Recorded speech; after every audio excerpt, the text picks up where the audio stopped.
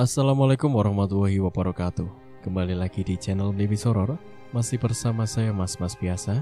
Kali ini saya akan melanjutkan cerita yang kemarin dengan judul Pangeran Genderuwo. Cerita ini ditulis oleh Kak Wandi F. Cakara. Jadi buat kalian yang ingin membaca ceritanya secara langsung, kalian bisa kunjungi link dan profil yang sudah saya sertakan di deskripsi. Tanpa berlama-lama, langsung saja kita ke ceritanya.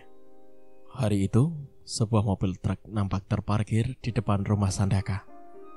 Dua orang kuli tengah menurunkan barang-barang perabot rumah tangga yang masih terbungkus plastik.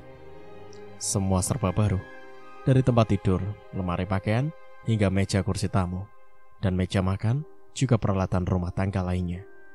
Melihat truk terparkir dan syarat dengan barang mewah, tentu saja banyak tetangga saling berdatangan untuk melihat apa saja yang dibawa truk tersebut. Dan mereka berdecak kagum demi melihat barang-barang mewah yang harganya sudah pasti mahal. Tisha memang berhasil mewujudkan mimpinya untuk menyaingi tetangga depan rumahnya yang rumahnya belum lama dibangun. Tisha menganggap kalau rumahnya lebih bagus dari rumah tetangganya, baik dari segi model dan penataan taman serta interior. Ketambahan lagi sekarang Tisha membeli perlengkapan rumah tangga yang harganya cukup fantastis. Ia berharap tetangga depan rumahnya menjadi iri hati. Namun ada yang kurang. Ya, rumah tangga depan rumahnya sudah nongkrong sebuah sedan berwarna merah. Tisha menghela nafas. Ia juga harus segera membeli mobil untuk menghiasi rumahnya yang megah. Uang hasil dari Sandaka belum mencukupi untuk membeli sebuah mobil, dan tak ada jalan lain. Ia harus memanggil Pedusa, ayah dari Marabunta, putra kesayangannya. Mas, aku mau bicara sama kamu, kata Tisha sambil melihat kuli-kuli itu memasukkan barang ke dalam rumahnya. Soal apa lagi? Uang dari kamu hanya cukup untuk beli ini saja. Kita belum punya mobil. Aku harap kamu mengizinkan aku untuk memanggil Pedusa agar ia memberikan harta yang banyak. Toh semua itu demi anaknya. Berarti kamu harus tidur dengan makhluk itu. Apa kamu tidak merasa jijik? Tidak, dia akan berwujud seperti kamu. Sama saja halnya dengan kamu. Mas, apa kamu juga gak risih tidur bersama nenek peot? Tapi aku yakin ia juga bisa merubah wujudnya menjadi wanita cantik, sehingga kamu tak pernah bosan dan selalu puas, bukan? Tak ada kepuasan, Tisha. Aku hanya puas jika melihat kamu bahagia. Itu saja. Jadi apa yang aku lakukan bukan semata-mata demi kepuasan, melainkan kasih sayangku padamu yang ingin berusaha membuat kamu bahagia. Jadi, apakah kamu rela jika aku tidur dengan Pedusa? Aku tidak bisa mengatakan rela atau ikhlas, tapi terpaksa demi kamu. Lakukan apa yang menurut kamu memang baik. Terima kasih, Mas. Aku mohon nanti malam kamu pergi. Baik, aku akan ke rumah orang tuaku. Kebetulan sudah lama aku tidak menemui mereka. Sandaka terpaksa mengalah demi rasa sayang terhadap istrinya. Meskipun sudah lama berhubungan, mereka tidak seharmonis dulu lagi. Kalau dulu mereka selalu mengatakan cinta dan sayang dengan perbuatan, tapi sekarang telah berubah. Cinta dan sayang rasanya hampir pudar, berganti dengan lembaran-lembaran uang kertas dan kemilau emas yang dibanggakan oleh istrinya. Sore itu juga Sandaka berniat untuk pergi ke rumah orang tuanya. Dia mulai melangkah menyusuri jalan setapak di perkebunan jagung. Tapi kali ini tidak untuk bertemu dengan Luna. Ia sengaja memilih jalan ini agar cepat sampai ke jalan utama untuk mencari angkot yang jurusan kampung halamannya. Belum lagi ia sampaikan ke jalan utama, tiba-tiba sebuah sepeda motor berhenti tepat di depannya. Sandaka segera mengenali siapa pengendara motor itu, yang tak lain adalah sahabatnya sendiri. Wah, tumben sore-sore begini kamu ada di sini, San? Tanya pengendara yang ternyata Pardede. Iya nih, aku suntuk di rumah. Istriku selalu saja bicara masalah uang, selalu saja merasa kurang. Padahal, kurang apa lagi? Rumah kami sudah dibangun lebih mewah dari semua rumah yang ada di kampung kami.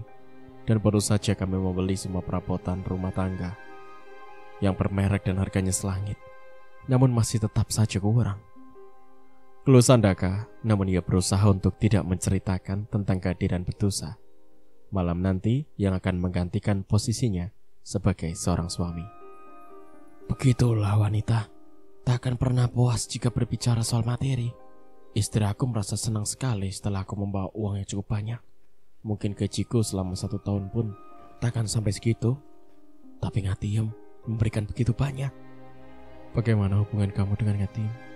Pada mulanya aku ragu, sebab jujur saja aku merasa jijik untuk bersetubuh dengan wanita yang bertubuh tambun seperti Ngatiem.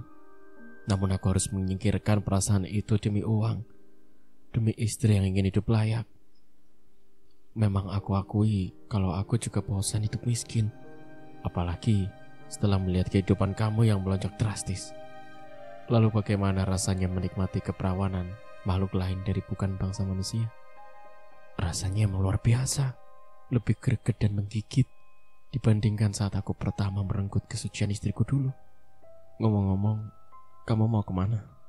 Tanya Sandaka sambil memperhatikan motor Pardede yang ternyata motor baru. Tadinya aku mau ke rumah kamu, tapi nggak jadi deh. Kita udah ketemu di sini. Mau ngapain? Mau pamer motor baru? Iya, sekalian aku mau ngucapin terima kasih. Aku mau ngajak kamu ke rumahku. Istriku sudah masak yang enak-enak khusus buat kamu, dan ia juga berharap agar kamu tidak menolaknya. Anak aku juga senang banget saat dibelikan mainan. Sebenarnya aku mau nenangin pikiran. Aku mau ke rumah orang tuaku. Tapi oke lah, aku ke rumah kamu saja. Bisa makan enak dan gratis. Sekalian aku mau nginap kalau boleh. Sandaka, kamu mau nginap sampai kapanpun aku terima. Rumahku memang jelek, tapi lumayan luas buat menampung kamu. Ayo naik, nanti keburu malam. Aku takut istriku kehilangan. Oke, saut Sandaka, lalu segera duduk di belakang Pardede. Sementara itu, Disha masih was-was memikirkan cara untuk memanggil Bedosa. Sedangkan waktu sudah hampir jam 10. Disha memandangi putranya yang nampak tertidur nyenyak. Anak itu tumbuh dengan pesat. Perkembangannya pun teramat baik. Tubuhnya tinggi dengan tulang yang kuat. Wajah bayi itu begitu mirip dengan Sandaka, tampan dan terlihat menarik.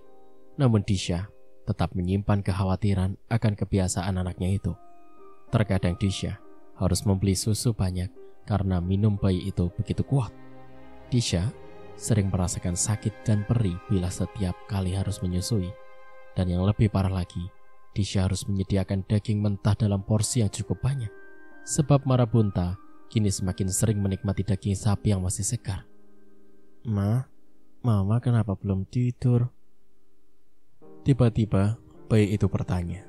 Namun ketika Disha melihatnya, ternyata mata anak itu dalam keadaan terpejam. Terlalu banyak kejanggalan yang ia rasakan. Marabunta acap kali bisa berbicara. Walau tidak bisa diajak bercakap-cakap, ia berbicara seperti ada kekuatan lain yang mengendalikan jiwanya. Entahlah nak, Mama membutuhkan ayah kamu, Bedosa. Balas Disha, walau ia tahu anaknya sudah tertidur kembali. Biar aku saja yang memanggilnya, Mah. Dan seketika itu juga Disha melihat perubahan pada wajah Marabunta. Wajah itu memerah dengan sorot matanya yang juga berwarna merah. Bayi itu berteriak melengking tanpa menyebut kata ayah atau apapun. Dan pada teriakan kesekian kali, Disha merasakan angin tiba-tiba tertiup kencang sehingga membuka jendela kamar yang semula tertutup rapat. Pada detik berikutnya, terdengar ketukan pintu di ruang utama. Disha segera menghampiri dan membuka pintu. Sandaka sudah berdiri di luar sana. Disha tahu kalau yang datang itu bukan Sandaka, suaminya, melainkan Bedosa, makhluk yang sempat membuatnya takut dan ngeri. Bedosa masuk tanpa disuruh. Malah ia berjalan lebih dulu menuju kamar untuk melihat putra kesayangannya. Ternyata pangeranku sudah tumbuh besar. Kamu makan apa, nak?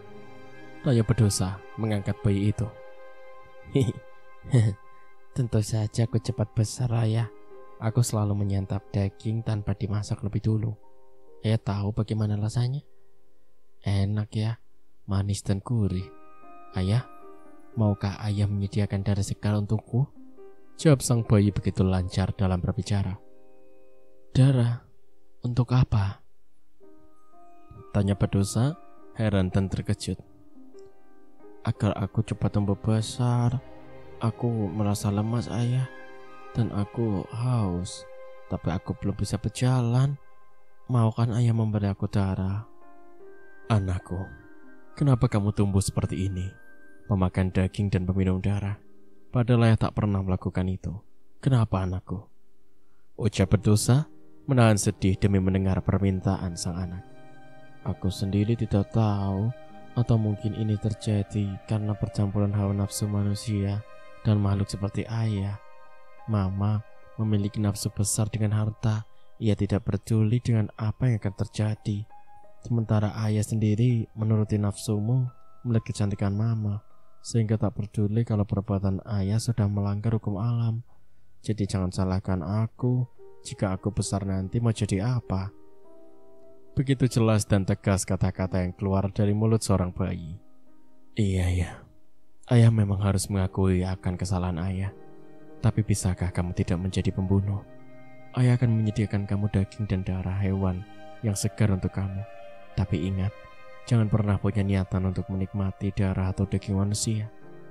Tegas Pedusa, tapi ia seperti berbicara pada diri sendiri, karena Marabunta sudah terlelap kembali dalam tidurnya. Kakang Pedusa, aku takut setiap kali Marabunta meminta daging mentah. Bahkan aku sering merasa takut jika tengah menyusuinya. Aku takut kalau tiba-tiba ia tergoda untuk menikmati daging manusia. Kata Disha, memohon agar Pedusa berbuat sesuatu. Itu tidak akan terjadi, istriku. Seganas-ganasnya sang pangeran, ia tidak akan memangsa ibunya sendiri. Maka aku berjanji untuk mencegahnya dengan memberinya daging dan darah segar. Aku juga akan selalu mengawasi semua yang ia lakukan. Malam semakin larut. Tak ada lagi percakapan antara Pedusa dan Disha. Gairah syahwat mereka yang hilang demi ketegangan melihat dan mendengar apa yang dikatakan Marabunta. Malam itu juga, Pedusa pergi untuk mencari darah hewan yang masih segar. Ia harus mencarinya ke jakal pemotongan hewan. Dan setelah hampir menjelang dini hari, Pedusa kembali ke rumah Disha dengan membawa beberapa kantong plastik besar yang berisikan darah. Ia juga membawa hampir separuh tubuh kambing yang ia ambil dari tempat pemotongan hewan. Disha menyimpannya dalam lemari es agar lebih awet dan tetap segar. Dan karena fajar hampir turun, Pedusa pun pamit untuk kembali ke rumahnya. Ternyata makhluk yang menyeramkan itu pun masih punya hati. Ia tak memaksakan diri untuk menyetubuhi Disha. Terlebih dulu, ia juga punya perasaan cinta dan kasih sayang terhadap anaknya, dan rela mencari apa yang diinginkan oleh sang putra. Namun Pedusa juga tahu akan kebodohan Disha. Entah kapan, Pedusa menaruh tumpuk uang di dekat kursi tamu. Disha baru mengetahuinya setelah ia akan menyuapi bayinya di kursi itu. Ternyata makhluk itu lebih peka dari Sandaka. Aku rasa uang ini cukup untuk membeli sebuah mobil berkelas. Mobil yang jauh lebih bagus dari yang dimiliki tetangga depan rumahku. Teriaknya dalam hati.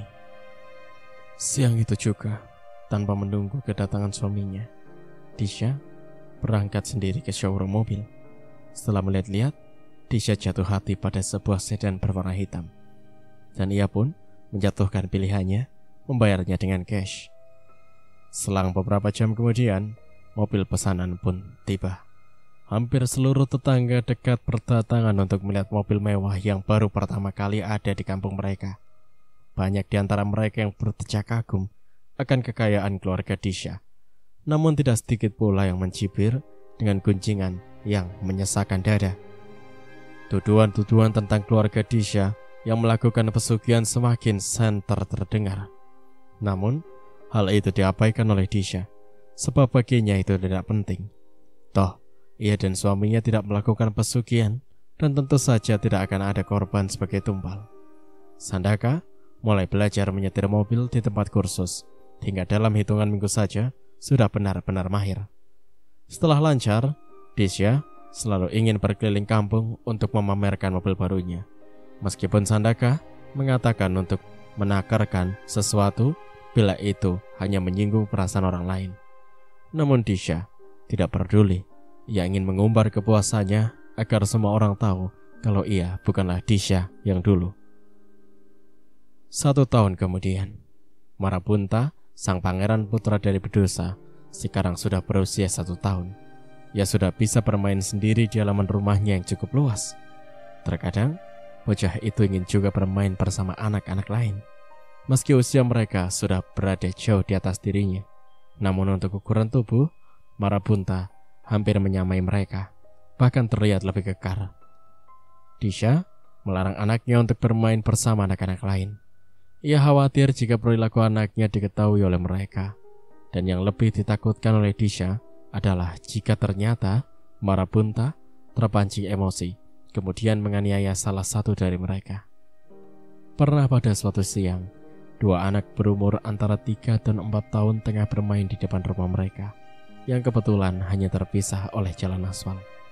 Kedua anak tadi tiba-tiba menyeberang jalan dan mendekati pagar rumah Disha, yang kebetulan Marabunta tengah bermain bola sendirian. Kedua anak tadi berusaha untuk membuka pintu gerbang yang terbuat dari besi, namun mereka tak bisa membukanya karena selain berat juga dipasangi borgol kunci. Marabunta yang tanggap dengan maksud keinginan kedua anak itu pun membukakan pintu pagar, lalu membiarkan mereka masuk dan ikut bermain bola. Sepertinya Marabunta sangat senang sekali mendapat teman sekaligus 2 orang. Ia begitu gembira bermain dan berebutan bola. Hingga pada suatu ketika, salah seorang dari bocah tersebut terjatuh karena kakinya menginjak bola. Lutut anak itu berdarah. Anak itu pun menangis meraung kesakitan. Marabunta mempunyai naluri untuk menolongnya, maka ia mengusap darah dari lutut temannya tadi dengan telunjuknya. Anehnya, ia mendekatkan jari telunjuknya ke lubang hidungnya, lalu berusaha menciumnya. Darah ini lebih harum dari darah yang ada di kulkas mama. Mungkin rasanya pun lebih nikmat.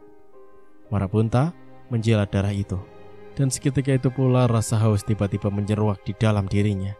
Ia mendekatkan mulutnya pada lutut anak yang terjatuh tadi. Marabunta mulai menghisap darah yang masih merembes keluar dari luka itu. Ia begitu menikmatinya. Bocah itu sama sekali tak tahu apa-apa yang sedang dilakukan Marabunta. Ia tetap menangis, bahkan tangisannya semakin keras. Mendengar suara tangisan anak kecil, Disha yang tengah merapikan meja makan segera keluar untuk melihat apa yang terjadi. Disha terkejut bukan main. Ia hampir saja menjerit melihat anaknya tengah menghisap darah yang menempel di lutut temannya. Apa yang ia khawatirkan hampir saja terjadi jika dia tak segera keluar. "Pangeran, apa yang kamu lakukan, nak?" tanya Disha, cemas, dan ia melihat keadaan lutut anak tadi yang memang terluka. Disha lebih terkejut lagi ada lubang kecil seukuran gigi di tengah luka itu. "Pangeran, kamu sengaja menggigit lututnya?" kata Disha lagi, memperhatikan bibir anaknya yang berlepatan darah. "Iya, mah, ternyata darahnya lebih enak dan segar daripada darah yang ayah berikan untukku." Jawaban anak itu tentu saja membuat Disha semakin takut. "Tidak, pangeran, kamu tidak boleh meminum darah manusia." "Kenapa, Ma? Apakah darah manusia mahal?" "Pokoknya tidak boleh, mengerti?" Marabunta menatap mamahnya dengan mulut menyeringai. Disha segera memberikan betadine pada luka anak kecil tadi. Kemudian ia mengantarkan pulang kedua bocah ke rumahnya masing-masing. "Kenapa dengan anak saya?" tanya ibu yang anaknya terluka. "Dia jatuh, Bu, saat main bola sama anak saya. Ini lututnya lecet dan sudah saya teteskan obat." "Pasti anak saya didorong sama anak kamu. Lagian ngapain sih pakai nyuruh anak saya nemenin anak situ?" "Bukan anak saya yang mau, Bu, tapi anak ibu dan temannya yang memaksa untuk masuk ke rumah saya." "Anak kamu itu jangan sampai main sama anak-anak lain. Dia itu pasti seperti bapaknya. Bapaknya kan bukan manusia, ya kan?" "Apa maksud ibu?" "Jelas anak saya anak biasa. Dia anak dari suami saya, Sandaka. Ibu jangan ngomong sembarangan ya. Kalau tidak, ingin menyesal." "Iya, tapi bukan Sandaka, suami kamu, melainkan Sandaka jelmaan makhluk lain. Sudahlah, semua orang sudah tahu tentang siapa kalian semua. Kalian menjadi kaya dalam waktu sebentar saja. Semua orang mengatakan kalau kamu menjalani pesugihan. Paham? Perdebatan kedua wanita itu kian memanas, sehingga beberapa ibu yang lain ikut melerai. Namun pada ujungnya, mereka juga menyudutkan Disha. Disha dengan kesal segera meninggalkan perdebatan yang tak akan ada habisnya. Sejak kejadian itu, Disha selalu mengunci gerbang dengan gembok, agar tak ada lagi anak-anak tetangga yang masuk dan juga mencegah sang pangeran agar tidak bisa keluar. Karena menurut Disha, tidak mungkin anaknya akan naik ke atas pagar yang berukuran tinggi. Tapi, apa yang terjadi? Pangeran kecil itu berusaha untuk bisa menaiki pagar itu dengan susah payah, dan usahanya pun berhasil. Marabunta bermain seorang diri, mungkin maksudnya untuk mencari teman, namun tak seorang anak pun yang ia temui. Sehingga, ia pun melangkah atas kemauannya sendiri menuju sebuah perkebunan pohon pisang yang tak jauh dari rumahnya. Ia begitu gembira bisa melihat alam sekitar yang memiliki pemandangan dan hawa yang lebih segar. Mata anak itu melihat seekor ayam betina tengah mematuk sesuatu di bawah pohon pisang. Anak itu memperhatikan gerak-gerik sang ayam, karena ini adalah hal baru dalam hidupnya, melihat ada makhluk lain selain dirinya dan keluarganya. Tiba-tiba, Marabunta merasa ada keinginan untuk lebih tahu tentang binatang yang tengah menikmati seekor cacing tanah. Dengan sekali sambar, ayam itu pun sudah berada di dalam genggamannya. Ia mengelus bagian leher ayam dan mengendusnya. Mungkin pangeran merasakan ada bau daging dan darah di diri hewan itu. Ia mencoba untuk menggigit sedikit bagian lehernya. Ayam pun mengeluarkan suara kokoknya karena merasa sakit. Namun Marabunta mendekap paruh ayam itu hingga tak menimbulkan suara. Lalu dengan tenangnya, ia menggigit leher hewan itu hingga menganga dan menghirup darahnya hingga tuntas. Setelah itu, barulah ia mencabuti bulu ayam itu dengan kasar dan segera menikmati dagingnya.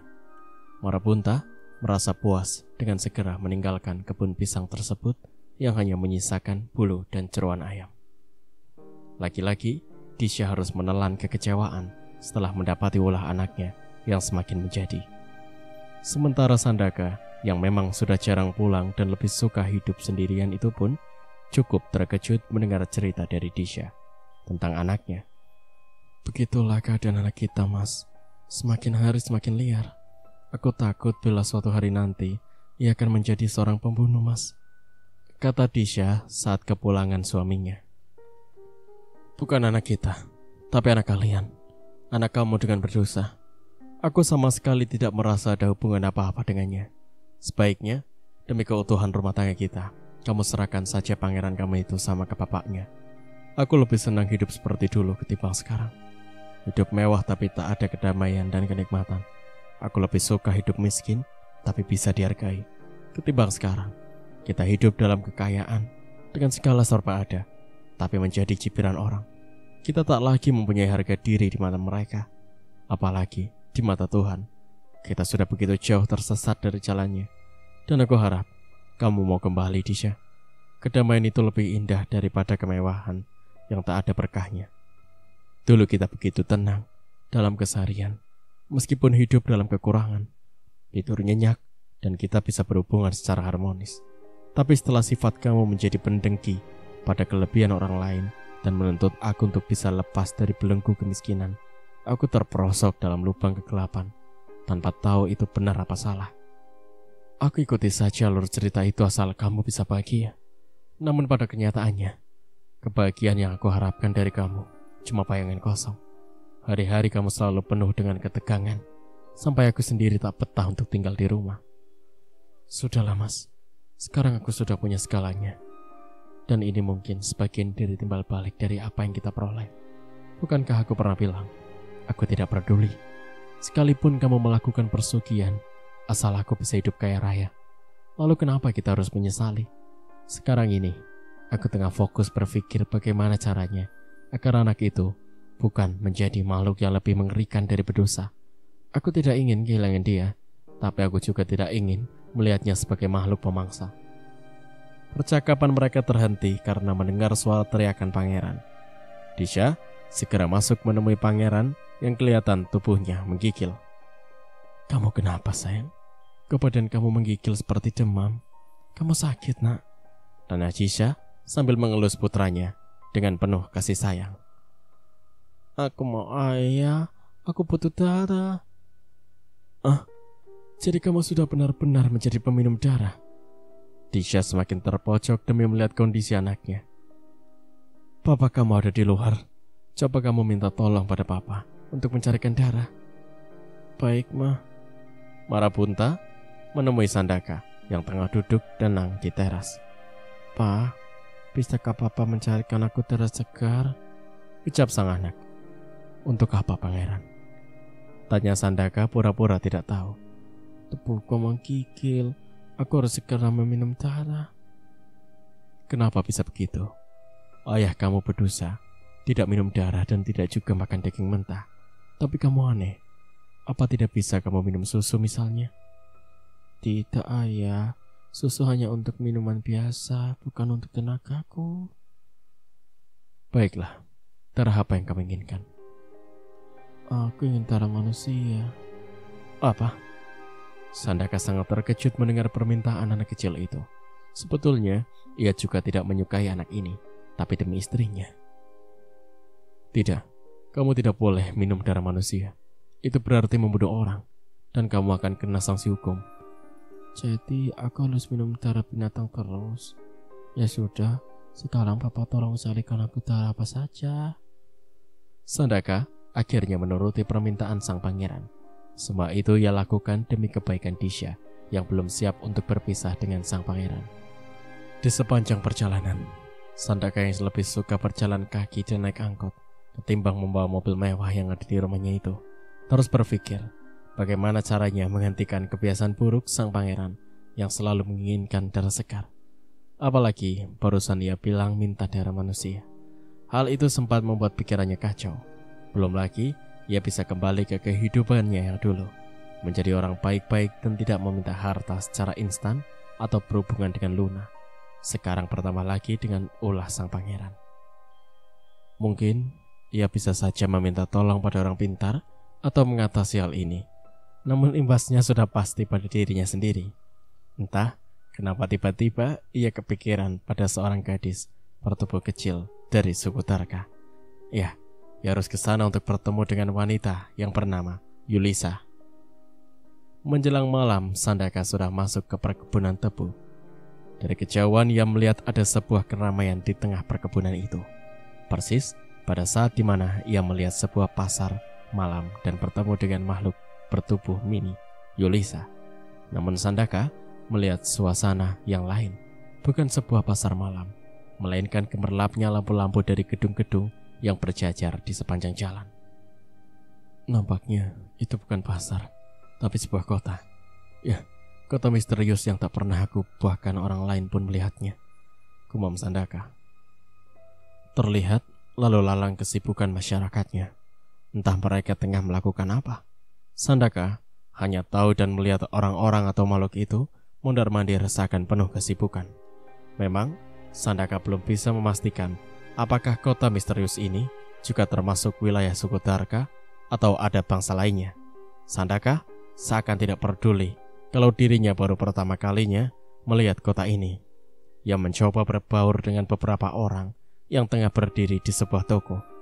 Mungkin mereka ingin membeli sesuatu, dan Sandaka benar-benar terkejut demi melihat barang-barang yang tersedia di toko tersebut.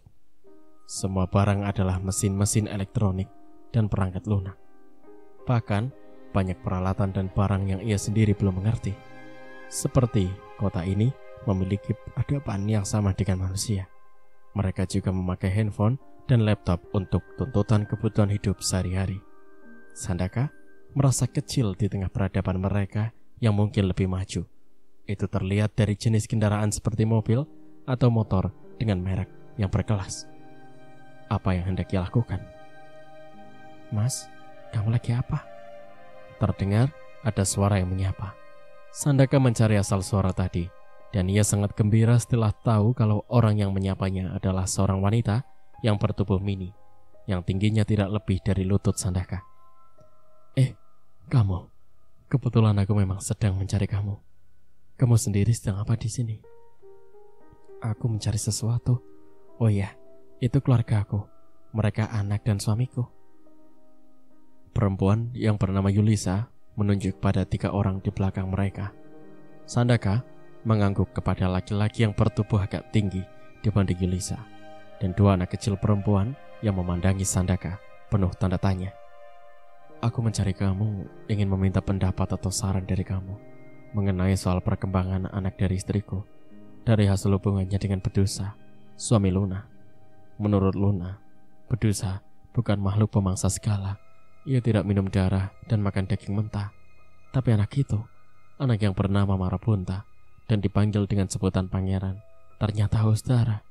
Bedusa sendiri merasa heran. Ia akhirnya mengalah demi kasih sayang pada putranya. Ia menyediakan darah hewan, baik darah ayam atau kambing.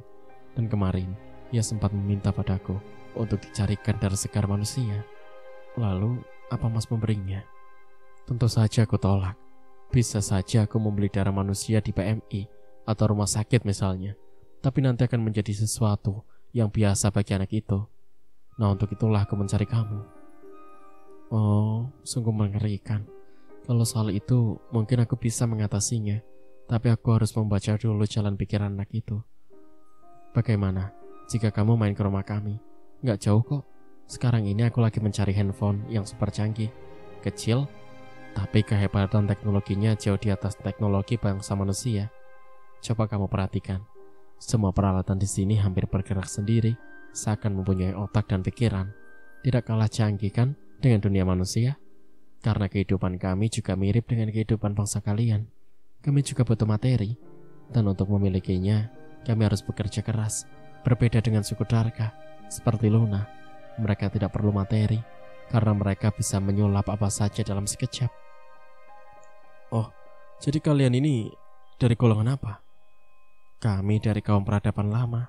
Hidup kami bermasyarakat seperti yang kamu lihat. Peradaban kami disebut dunia tanpa kepastian. Bagaimana aku bisa menemui kamu nanti? Hanya satu purnama, satu kali kamu dapat melihat dunia kami. Seperti saat ini, kamu melihat kota peradaban lama. Nah, apabila kamu melihat ada lingkaran separuh di ufuk barat, berbentuk seperti pelangi, namun hanya separuh, kamu bisa memanggilku dengan cara membuat guratan di tanah ini dengan bentuk seperti lingkaran itu. Hanya itu? Ya, hanya itu. Mudah kan? Nah, sekarang kami permisi. Masih banyak barang yang harus kami cari. Jangan lupa untuk datang ke rumah kami. Baik, dan terima kasih. Yulisa bersama keluarganya pun pamit meninggalkan Sandaka yang masih merasa asing berada di dunia yang baru. Pertama kalinya ia lihat dan ia pijak. Banyak tetangga yang merasa heran bila melihat Sandaka yang selalu berjalan kaki. Mereka saling pandang dan saling bisik seakan tengah menggunjing. Namun Sandaka tidak menghiraukan sikap mereka. Malah Sandaka bersikap wajar saja dan menyapa mereka dengan hangat. Seperti juga pagi ini, Sandaka ingin sekedar keluar tanpa tujuan yang pasti. Ia melihat ada 2 lelaki seumuran dengannya yang tengah bisik-bisik, namun mata keduanya melirik kepada Sandaka. Sandaka sengaja berjalan agak ke tepi, maksudnya agar bisa lewat di hadapan kedua orang tadi. Ketika sudah berada di depan mereka, Sandaka pun menghentikan langkahnya. Wah, bapak-bapak ini kelihatannya sedang asik ngobrol. Sandaka menyapa dengan sopan. Oh iya nih Mas, kami kok heran ya sama Mas Sandaka ini. Punya mobil mewah, tapi kok senangnya jalan kaki. Punya rumah mewah, tapi jarang terlihat di rumah. Jawab salah seorang. Oh, itu. Saya nggak merasa punya mobil dan rumah mewah, Pak. Semua itu punya istri saya. Mungkin Bapak tahu kalau saya hanya seorang buruh pabrik yang gajinya tidak seberapa. Jadi, mana mungkin saya bisa membangun rumah dan membeli mobil. Makanya saya lebih suka jalan kaki dan naik angkot, Pak. Balas Sandaka merendah. Ah, Mas ini suka merendah. Harta istri kan sama juga harta suami. Bukankah suami istri itu selalu berusaha untuk saling bantu? Mungkin, tapi saya tetap pada prinsip saya. Kalau itu semua bukan milik saya. Luar biasa, Mas ini selalu merendah. Berbeda dengan istrinya Mas yang suka pamer dan maunya dipuji sama orang. Kalau begitu, saya minta maaf atas sikap dan sifat istri saya itu. Saya permisi dulu, Mas. Oh iya, monggo Mas. Setelah itu Sandaka pun melanjutkan langkahnya. Sandaka menunggu angkot untuk menuju ke rumah sahabatnya, Pardede. Ia ingin melihat perkembangan kehidupan temannya setelah menemukan jalan seperti dirinya. Kiranya, Pardede pun sudah membeli material untuk membangun rumahnya yang menumpuk di samping rumahnya yang memang cukup luas. Wah, rupanya ada orang kaya baru nih. Mau bangun tingkat berapa rumah kamu ini? Tanya Sandaka, melihat sahabatnya tengah meneliti material. Mungkin sama seperti rumah kamu, San. Modelnya juga. Oh ya, bagaimana perkembangan anak kamu, sang pangeran? Ya itulah, anak itu semakin liar saja. Aku takut dia menjadi monster yang haus darah. Kok bisa? Padahal ayah anak itu bukanlah makhluk pemangsa. Entahlah, sekarang aku punya tanggung jawab untuk melindungi istriku. Aku takut jika tiba-tiba saja anak itu menyerangnya. Sebaiknya kembalikan saja pada ayahnya, biar mereka yang mengurusnya. Masalahnya tidak sederhana itu. Jika anak itu diserahkan kepada makhluk itu, maka berdosa sudah lepas tangan untuk tidak lagi memberikan apa-apa yang dipinta oleh Disha.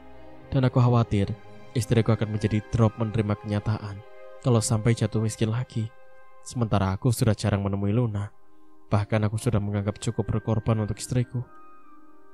Ngomong-ngomong, apakah nanti istriku juga harus melayani ayahnya Ngatiam? Pardede terlihat cemas. Mungkin iya, mungkin tidak. Ayah Ngatiam sepertinya begitu bahagia memiliki istri dan anak. Ditambah lagi sekarang ada kamu di antara mereka. Tapi itu gak bisa menjamin. Bisa saja ayahnya Ngatiam merasa kalau ia sudah memberi padamu dan harus meminta pada istri kamu. Artinya nasibku sama dengan nasib kamu, Sam. Karena kita berjalan di jalan yang sama. Keduanya termenung duduk di atas bata ringan yang entah kapan akan dipasang. Sampai akhirnya istri Pardede menyuruh mereka untuk kopi di teras rumahnya. Dan keduanya pun menurut. Mereka menikmati kopi hangat dengan teman camilan pisang goreng yang juga masih hangat. Sekitar jam 10 malam, seorang petugas ronda tengah melakukan tugasnya untuk menjaga stabilitas keamanan kampung. Biasanya, ia tugas berdua, tapi malam ini ia hanya sendirian karena temannya berhalangan yang katanya lagi mencret atau diare. Rahmin, nama petugas itu yang baru berusia sekitar 35 tahunan itu, dengan kurang semangat, berkeliling mengitari sudut-sudut kampung dengan lampu senter di tangannya. Mungkin karena lelah atau jenuh berputar-putar seorang diri, akhirnya ia duduk beristirahat di sebuah gubuk kecil yang dulunya bekas warung namun sudah tak terpakai lagi. Rahmin menyulut sebatang rokok dan menikmatinya sambil memainkan asap dan mengumbar lamunannya. Udara malam itu memang agak sedikit basah. Bulan pun tak lagi menampakkan dirinya karena mendung yang menyelimutinya. Tiba-tiba pandangan yang tertuju pada satu sosok anak kecil yang tengah melangkah tertatih-tatih. Rahmin memastikan kalau penglihatannya itu hanya ilusi. Tipuan matanya yang kuyut terserang rasa kantuk. Namun, tidak. Dia benar-benar melihat kalau itu memang seorang bocah. Lebih heran lagi, Rahmin melihat anak itu hanya sendirian tanpa pengawalan orang tuanya. Hal itu membuat hatinya bertanya-tanya, apakah bocah balita itu manusia atau hantu? Terlepas dari siapapun dan apa bocah itu, Rahmin yang mempunyai tanggung jawab untuk keamanan merasa terpanggil untuk mengetahui lebih jelas dan pasti. Lampu senter ia nyalakan. Kemudian ia bidikan pada sosok anak kecil tadi. Karena cahaya senter tepat mengenai wajahnya, anak itu pun merasa gembira demi melihat ada orang yang mungkin mau menemaninya bermain. Sementara Rahmin merasa heran kenapa ada seorang anak yang keluyuran malam-malam seperti ini. Apalagi mungkin sebentar lagi akan turun hujan. Dan setelah ia memperhatikan dengan seksama, ia merasa mengenali anak itu. Ya, anak itu adalah putra dari keluarga Sandaka dan Disha, orang yang disebut sebagai orang kaya baru oleh tetangganya. Rahmin lupa-lupa ingat dengan nama anak itu, karena memang ia jarang melihatnya ada di luar bermain dengan anak lain. Ia mendekati anak itu dan menanyainya dengan lembut. Dek, adik mau kemana? Kau malam-malaman sendirian? Nanti mama dan papa kamu nyariin loh, kata Rahmin sambil berjongkok. Enggak lah om, mama kan udah tidur. Kalau papa, aku nggak tahu kemana. Dia jarang pulang om. jawab anak itu yang ternyata memang sang pangeran. Terus kamu mau kemana? Mau main aja sama om. Mau kan main sama aku? Main? Enggak, ini sudah malam. Sebaiknya kamu om antar pulang ya. Enggak, aku mau main sama om. Kalau om gak mau, aku akan menggigit leher om mau. Bocah, kamu ini lucu juga.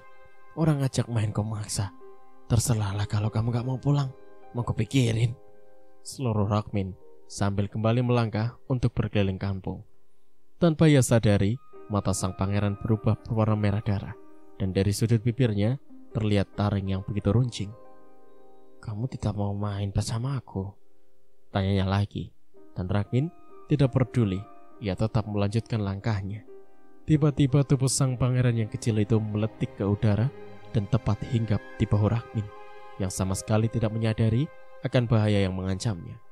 Rakhmin merasa berat dengan beban di punggungnya, namun ia sengaja membawa anak itu untuk dibawanya pulang ke rumahnya.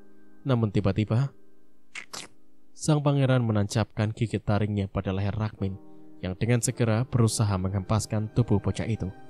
Namun cengkraman pangeran terlalu kuat, sehingga anak itu semakin leluasa menancapkan taring keduanya hingga begitu dalam.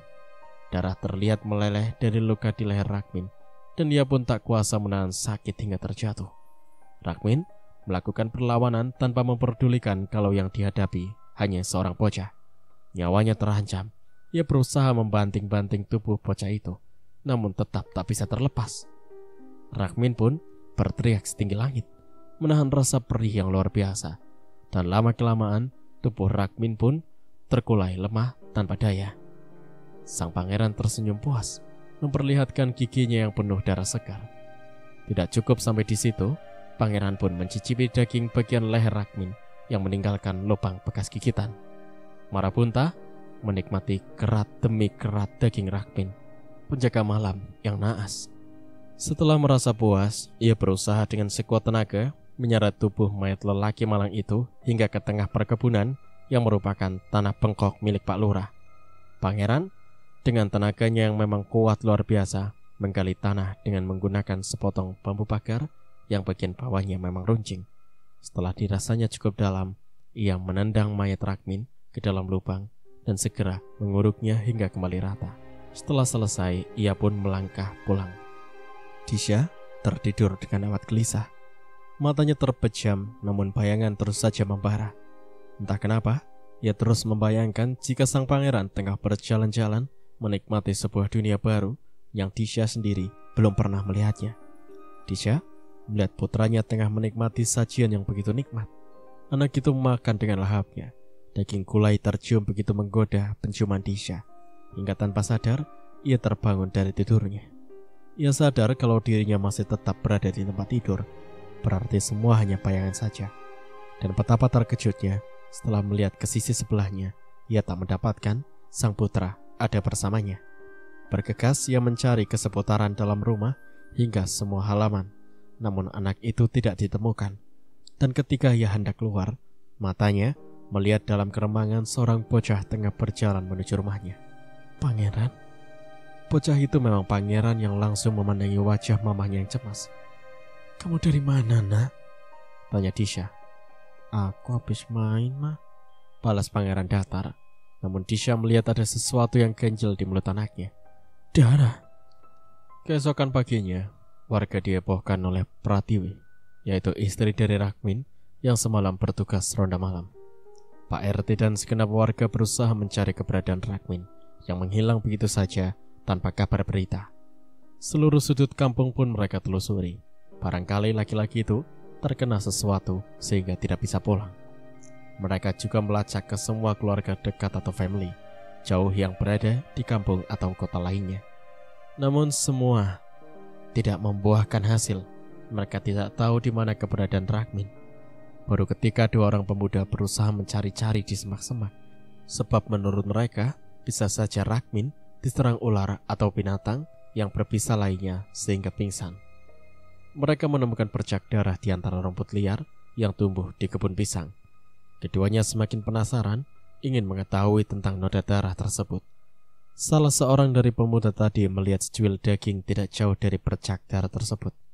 Sekerat daging itu mereka perhatikan dengan seksama.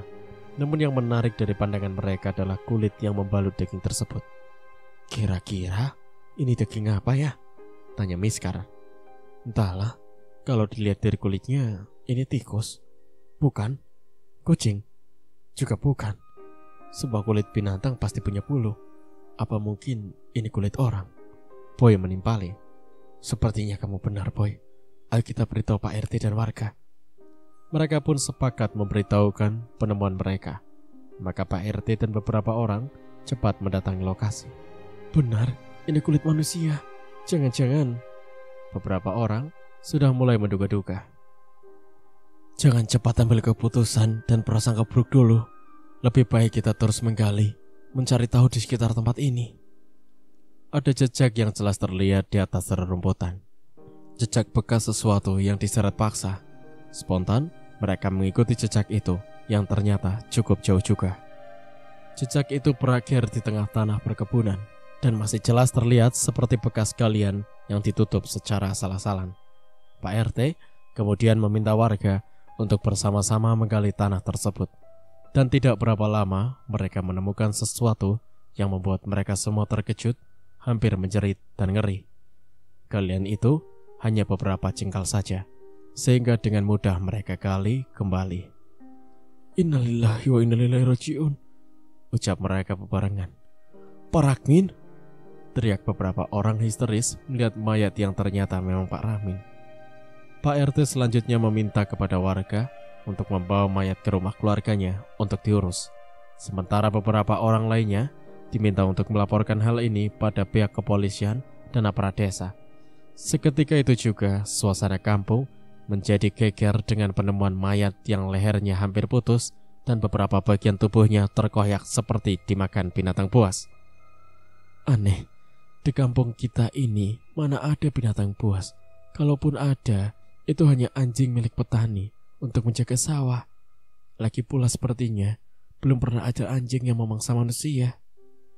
Kabar tentang penemuan mayat yang dikubur dan lehernya hampir putus akhirnya terdengar juga oleh Disha, walaupun ia selalu berada di dalam rumah. Karena sesekali ia menyibakkan gorden jendela untuk melihat-lihat keadaan di luar, dan ia akhirnya keluar demi melihat banyak warga yang berkumpul dan tengah membicarakan sesuatu. "Ada apa ibu-ibu? Kelihatannya ada sesuatu yang penting," tanya Disha.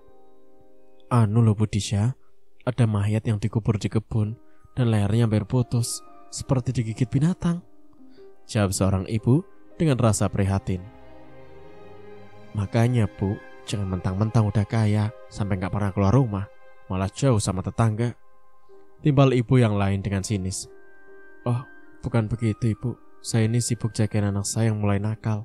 Jadi ya maklumlah, suami saya juga jarang pulang," balas Disha dengan halus. "Suami yang mana nih? Yang sandaka? Apa yang bertanduk itu?" Ibu yang satu ini benar-benar menyindir dengan jelas Disha, tak mau bertengkar hingga memperkeruh suasana.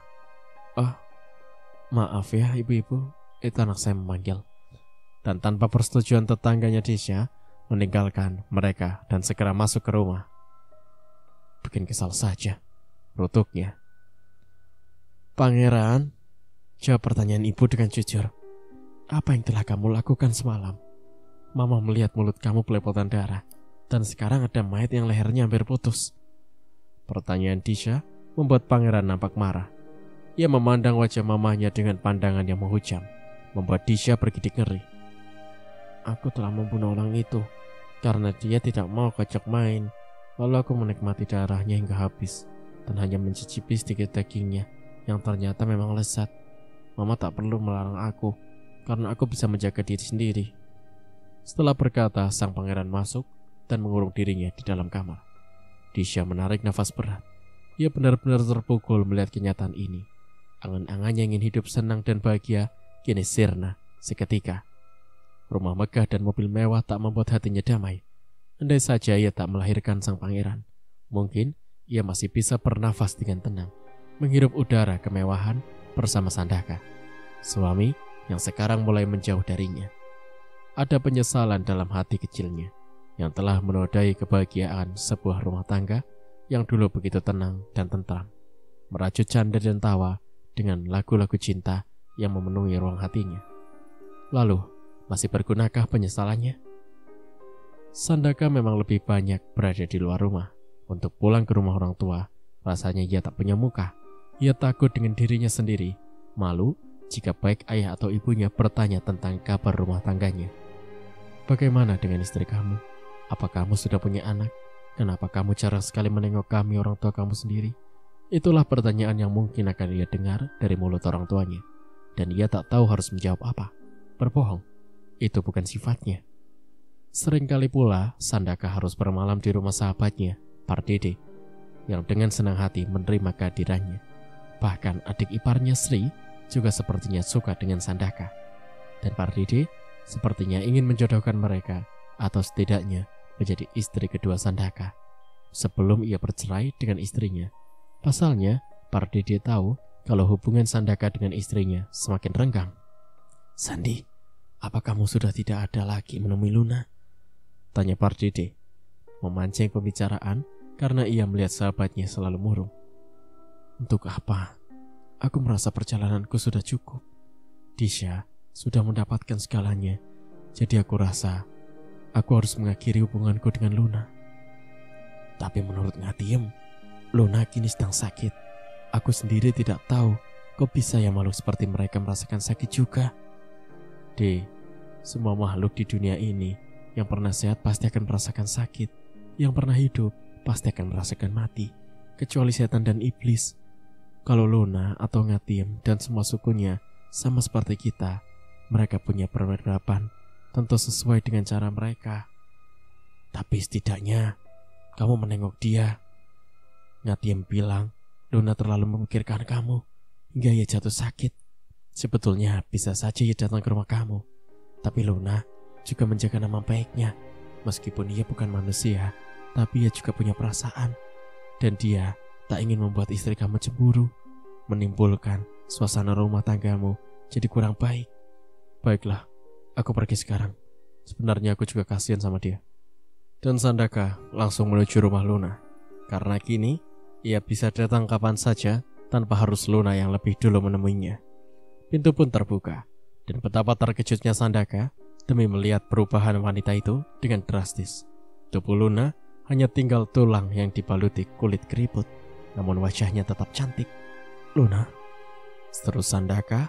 Ia mengamit lengan yang hanya tulang belulang dan membawanya masuk ke dalam. Sandaka merasa prihatin atas kondisi Luna yang benar-benar menderita. Tubuhnya tinggal tulang yang berbalut kulit saja. Sandaka merebahkan Luna di sofa. "Luna, sebenarnya penyakit apa yang kamu derita ini, sehingga tubuhmu menjadi seperti ini?" tanya Sandaka sambil mengelus tulang jari tangan wanita itu. "Sandaka, sejujurnya harus aku akui, kalau selama ini aku terlalu berharap kepadamu," balas Luna pelan hampir tak terdengar. "Berharap? Apa yang kamu harapkan dari aku, Luna?" "Aku sendiri tidak mengerti. Kenapa setelah aku mengenal kamu, aku merasa begitu nyaman dan bahagia. Hari-hariku semakin penuh arti, dan aku mempunyai tujuan hidup yang selama ini telah mati bersama berdosa. Aku sayang sama kamu, Sandaka. Meskipun aku sadar kalau dunia kita memang berbeda, tapi ya sudahlah. Kita memang mempunyai kehidupan masing-masing dengan urusan masing-masing. Luna, bukankah kamu bisa mendatangi aku di rumahku atau dimanapun aku berada? Kenapa tidak kamu lakukan?" "Tidak, aku juga wanita, sama seperti istri kamu, yang punya rasa cemburu dan rasa takut untuk didoakan. Tapi sebelum umurku habis..." Luna tidak meneruskan kata-katanya. Ia menatap dari jari tangan yang hanya tinggal tulang, berusaha untuk menyentuh wajah Sandaka. "Jangan berkata seperti itu, Luna. Kamu pasti kuat, dan aku siap membantu kamu untuk berada di samping kamu." "Terima kasih, Sandaka. Kamu memang terlalu baik untukku. Sebelum aku tutup usia, aku ingin menebus kesalahanku yang telah membuat keluargamu kini terancam bahaya besar. Anak berdosa sudah sulit untuk dikendalikan. Ia akan menjadi monster yang akan menebar teror. Maka tak ada yang akan dapat menghentikan perbuatannya selain aku atau Yulisa. Mungkin kamu pernah mendengar atau bertemu dengan dia. Ya, sudah 2 kali. Apa yang akan kamu atau Yulisa lakukan terhadap sang pangeran yang haus darah dan pemakan daging itu? Aku belum tahu, tapi nanti saatnya akan tiba. Sandaka berpikir keras tentang rencana Luna yang akan mengatasi masalah sang pangeran. Malam itu pun, Sandaka bermalam di rumah Luna. Hatinya tak tega untuk meninggalkannya. Berkali-kali ia membelai rambut wanita itu, yang memang bagian kepalanya tetap utuh. Wajahnya pun masih terlihat cantik. Luna tersenyum dan tertidur lelap dalam pangkuan Sandaka. Dan Sandaka merasa kalau wanita ini ternyata memiliki cinta yang tulus. Hanya saja memang sulit, bahkan tidak mungkin mereka bisa bersatu. Sandaka hanya bisa mengelus-elus wajah Luna yang terlihat tenang dalam pangkuannya. Ia melihat wajah Luna yang masih tetap cantik dengan menitikkan air mata. Ternyata laki-laki juga masih bisa menangis manakala hatinya teriris. Dan tanpa ia sadari, jika ternyata tetesan air mata Sandaka tepat menetes di wajah Luna. Seketika itu sebuah keanehan pun terjadi. Luka yang terdapat di pipi perempuan itu mengering, bahkan tanpa bekas sedikit pun. Begitupun dengan tubuh Luna yang hanya terlihat tulangnya saja. Kini perlahan-lahan berangsur tumbuh daging seperti sedia kala. Proses itu pun berlanjut, hingga akhirnya seluruh tubuh Luna kembali dalam keadaan seperti semula. Luna memandang wajah Sandaka. Terima kasih Sandaka. Ternyata kamu juga memiliki perasaan yang sama. Air mata kamu telah mengembalikan keadaanku seperti semula. Karena hanya air mata seorang laki-laki yang menetes dari rasa cinta dan kasih itulah adalah obat yang paling ampuh untuk menyembuhkan penyakitku ini. Sandaka sempat berdecak mengagumi kepulihan Luna yang begitu cepat. Benarkah aku mencintainya? Tanya hati Sandaka. Di lain tempat, malam itu suasana begitu hening dan sunyi. Hanya suara serangga malam dan burung gagak yang sesekali melintas dan mengeluarkan suaranya yang serak. Di langit tak ada rembulan atau kerlip bintang. Semua nampak hitam dan semakin pekat. Tolong! Tolong! Terdengar teriakan memecah kesunyian malam. Dan teriakan itu berasal dari tetangga depan rumah Disha. Sandaka yang kebetulan mendengar teriakan itu segera keluar rumah. Dan ia melihat sudah ada beberapa orang laki-laki di depan rumah itu. Sandaka tidak memperdulikan dirinya. Kalau hampir semua tetangganya tidak menyukainya, ia tetap menghampiri mereka. Ada apa mas? Tanya Sandaka. Itu loh, anak bayinya Raisya yang baru dilahirkan dibawa kabur. Jawab orang itu. Dibawa kabur sama siapa? Seorang nenek yang menolong melahirkan. Tapi sebaiknya kita kejar sebelum nenek itu jauh. Ayo, semua siap. Kita kejar dukun peraji itu. Serentak beberapa orang langsung berlarian menuju arah di mana nenek tadi berlari membawa bayi. Berbeda dengan Marabunta alias sang pangeran, penciumannya yang tajam telah mencium amis darah meskipun dalam jarak agak jauh. Darah bayi pasti lebih manis dan segar. Aku harus mendapatkannya.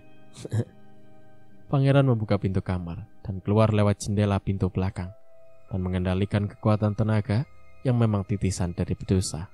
Ia mempertajam penciumannya untuk mengejar pelaku penculikan bayi itu. Bayangan pangeran berkelebat jauh mendahului kelompok pencari termasuk juga Sandaka. Dengan gesit dan cekatan, pangeran berlarian begitu cepat seperti angin. Dan ia berhenti ketika melihat sesosok wanita tua yang sedang berlari tak jauh dari tempatnya berdiri. Ternyata dia bukan manusia biasa. Meski tua, tapi dia bisa berlari dengan cepat. Tapi sayang, sebentar lagi kamu tidak akan bisa lari untuk selama-lamanya, kata hati pangeran. Lalu dengan sekali lompatan saja, ia sudah berada di hadapan sang nenek. Kamu, anak kecil, malam-malam begini masih main lari-lari. Nanti jatuh baru tahu rasa. Seru si nenek berusaha menekan rasa keterkejutannya, sebab dalam hatinya merasa heran. Bagaimana mungkin seorang bocah kecil bisa berlari secepat itu dan berada di kebun ini malam-malam? Cerita pun bersambung. Nantikan kelanjutan ceritanya di part berikutnya. Terima kasih. Wassalamualaikum warahmatullahi wabarakatuh.